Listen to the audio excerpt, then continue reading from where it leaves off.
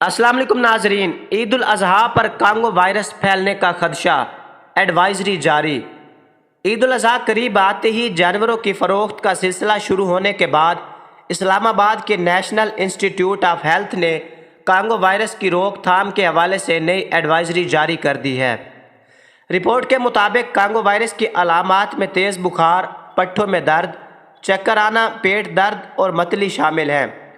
اس virus کا بروقت علاج نہ ہونے کی صورت میں انسان موت کے منہ میں بھی جا سکتا ہے۔ کانگو وائرس کا جانور سے انسان میں منتقل ہونے کا طریقہ یہ ہے کہ خون چوسنے والا چھوٹا کیڑا، جسے ٹک بھی کہا جاتا ہے، اگر کسی جانور کو کاٹ لے تو وہ جانور اسی وائرس میں مبتلا ہو جاتا ہے، اور اگر اس جانور کا خون انسان کے جسم پر لگ جائے تو یہ وائرس انسان میں مبتلا ہو جاتا ہے۔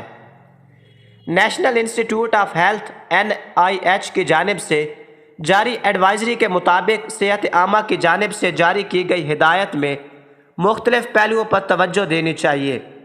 مثال کے طور پر حفاظتی لباس کا استعمال، لمبے بازو یا لمبے ٹراؤزر، ہلکے رنگ کے کپڑے تاکہ چھوٹے کیڑے کپڑوں پر بآسانی نظر آ سکیں۔ ان کیڑوں سے بچنے کے لیے جلد پر لگائی جانے والی ادویات کا زیادہ سے زیادہ استعمال کریں۔